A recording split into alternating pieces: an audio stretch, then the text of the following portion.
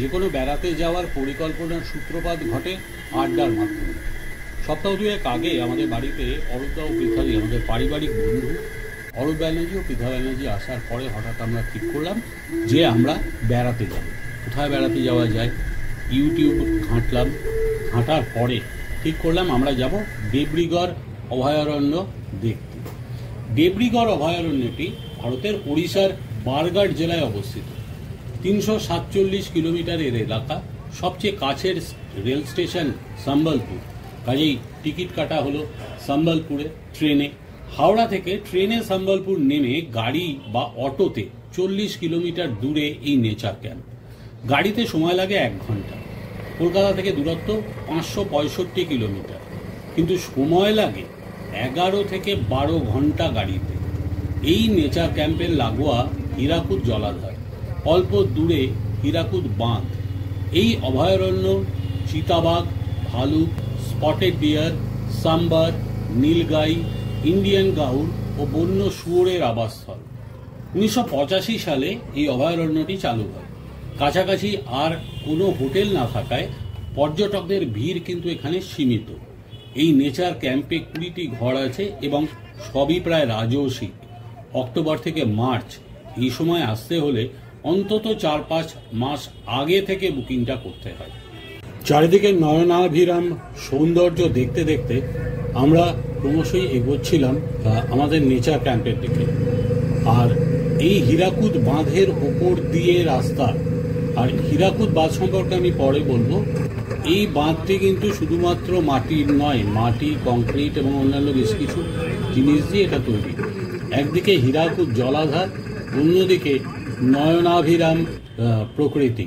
প্রথমে আমরা থামলাম এসে নেচার ক্যাম্পের মুখে। এখানে আমাদের দেখাতে হলো যে আমরা বুকিং করেছি, সেই ফর্মালিটিস সেগুলো এখানে আমরা সারলাম। তারপরে আমরা গেলাম দেবরিগড় নেচার ক্যাম্পের দিকে।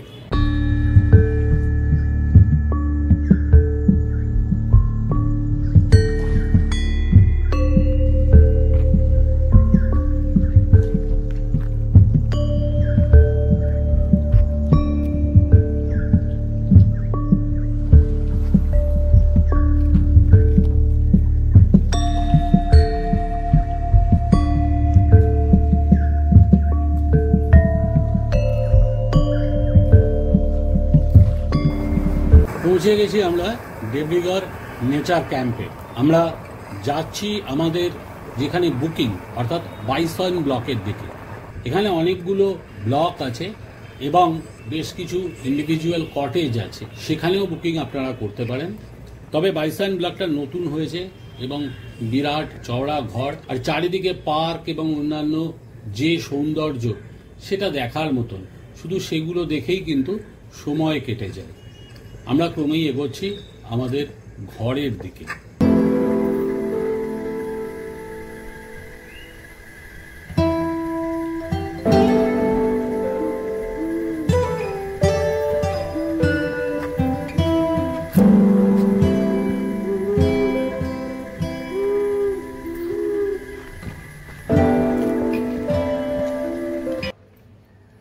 প্রথমে রুমগুলো দেখিয়ে নি। রুমগুলো কিন্তু বিরাট চওড়া এবং তার আয়োজন অত্যন্ত ভালো। এসি আছে এবং এসি কিন্তু সক্রিয় থাকে সবসময়ই। উল্টো দিকে একটা আছে ব্যালকানি, সামনেও ব্যালকানি, সেখানে আড্ডা মারার প্রচুর জায়গা। তো কাজেই আমাদের জায়গাটা খুব পছন্দ হয়ে গেল। প্রথমে কিছুটা বিশ্রাম, তারপরে দেখা যাক।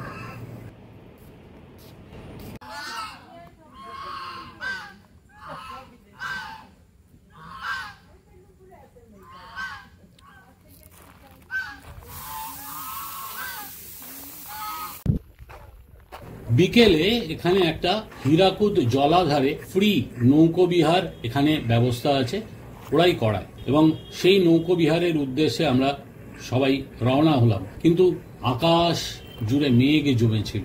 এবার আকাশে মেঘ দেখলেও আমরা কি তাতে দমে যাবার লোক? আমরা এগোলাম ক্রমেই। এখানে যে জেটিটা দেখছেন, জেটিটা হচ্ছে পুরোপুরি ভাসমান এবং বিদেশ থেকে আনানো এক ধরনের রাবারের জেটি বানানো হয়েছে। আর এখানে স্পিড বোটে আমাদের ভ্রমণ। বাদ বাকি যেটা বলার সেটা হচ্ছে অনেকে ক্যানো আছে দেখবেন, ক্যানোইং করে।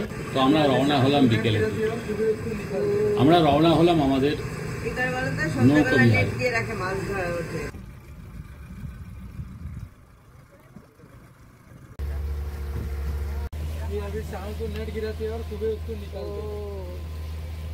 ইদার বেলা তো সন্ধ্যাবেলা নেট দিয়ে রাখে, মাছ ধরে ওঠে।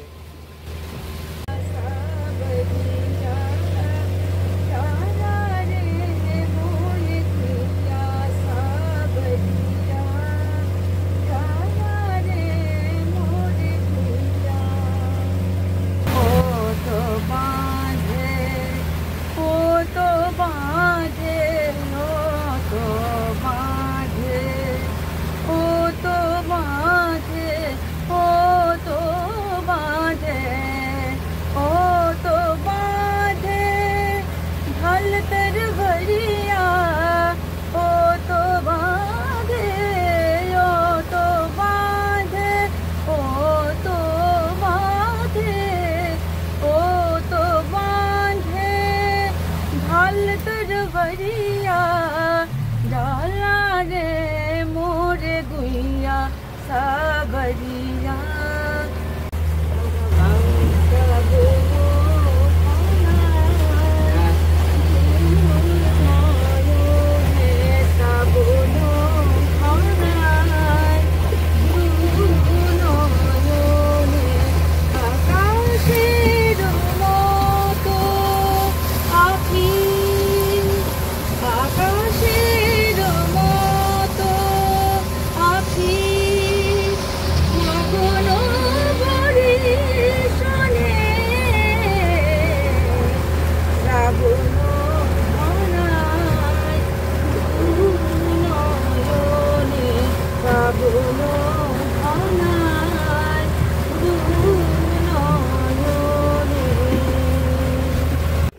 স্বপ্নাদের শ্রাবণ ঘনায় দু নয়নে গানটার সাথে সাথে যেন শ্রাবণ এসে ভাঙল এই হীরাকুদ জলাধারে।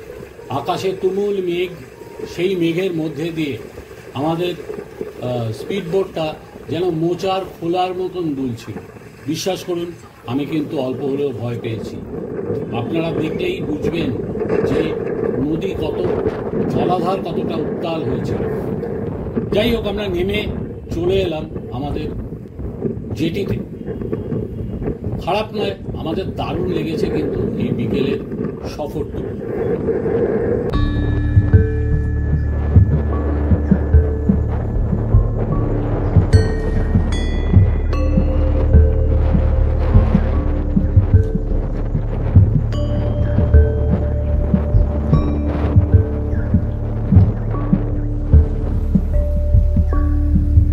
জেটির পাশেই ঘাস বন, তারপরেই নেচার ক্যাম্প। তো দেখলাম 4টে শুয়োর, বুনো শুয়োর, তারা ওখানে ঘুরে বেড়াচ্ছে। সুযোগ ছাড়লাম না তাদের ক্যামেরা বন্দি করার। তবে এই বুনো শুয়োররা কিন্তু খাবার দাবারের জন্যই আসে, তবে খুব বেশি আক্রমণাত্মক এরা নয়, এটুকু জানি।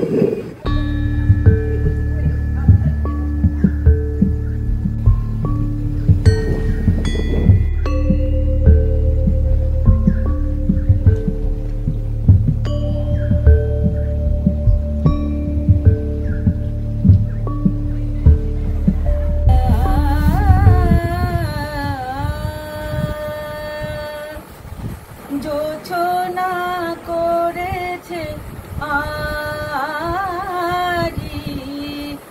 আসে না আমারি বাড়ি।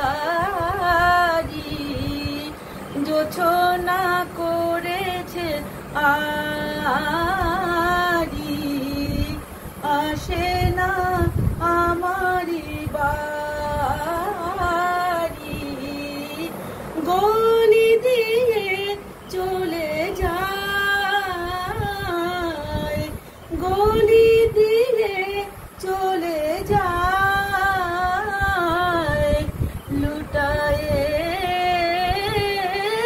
রূপলি শাড়ি।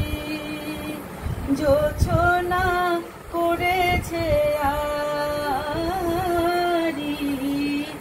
আসে না আমারি বাড়ি। জোছনা করেছে আড়ি, আসে না আমারি বাড়ি, গলি দিয়ে চলে যায়, গলি দিয়ে চলে যায়, লুটায়ে রূপলি শাড়ি।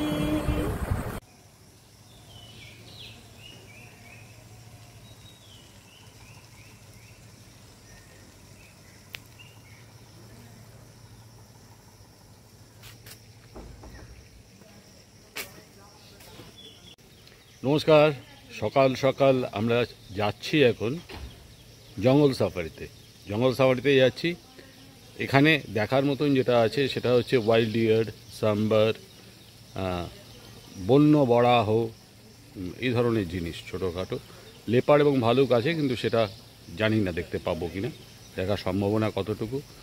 তো আমাদের 6টা বাজেনি এখনও, আমাদের 6টা থেকে শুরু, গাড়ি এসে গেছে, আমরা রওনা হচ্ছি এখন জঙ্গল সাফারিতে।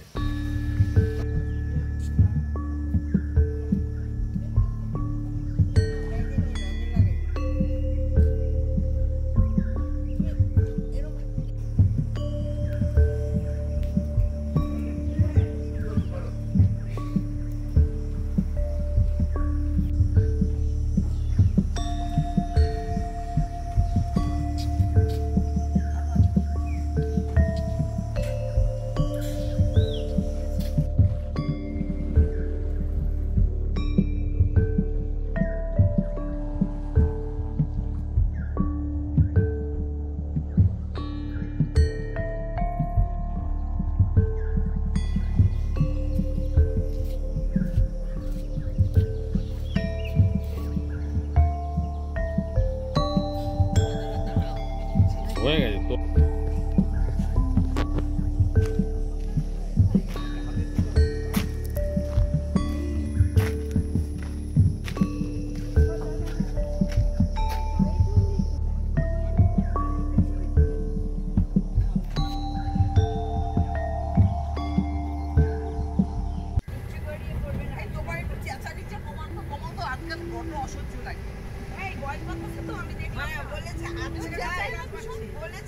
আজকাল মানে আগে লাগে কিন্তু এটা হচ্ছে অস্বভাব।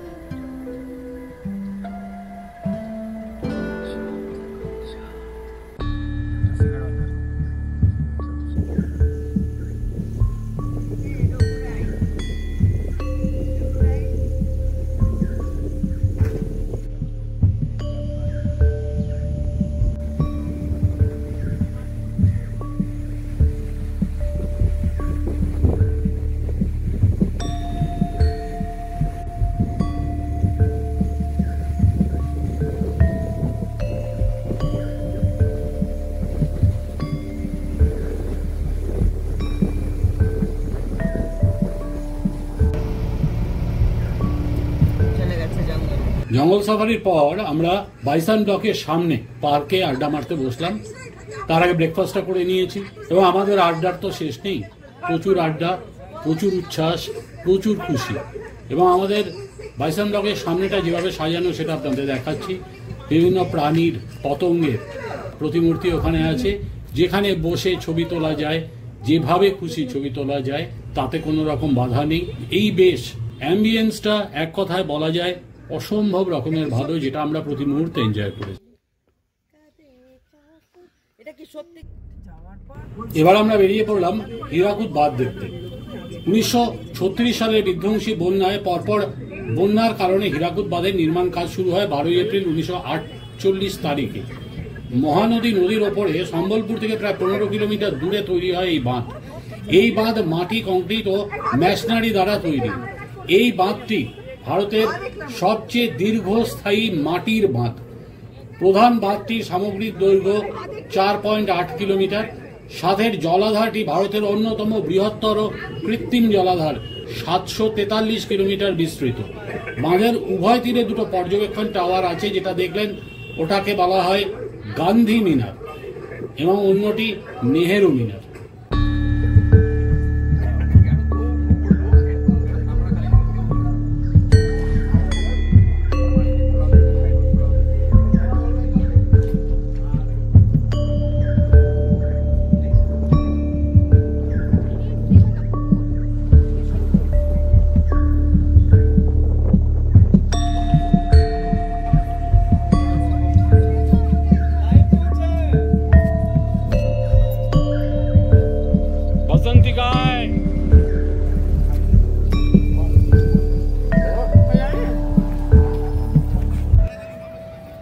এরপরে আমরা এলাম সম্বলেশ্বরী মন্দিরে।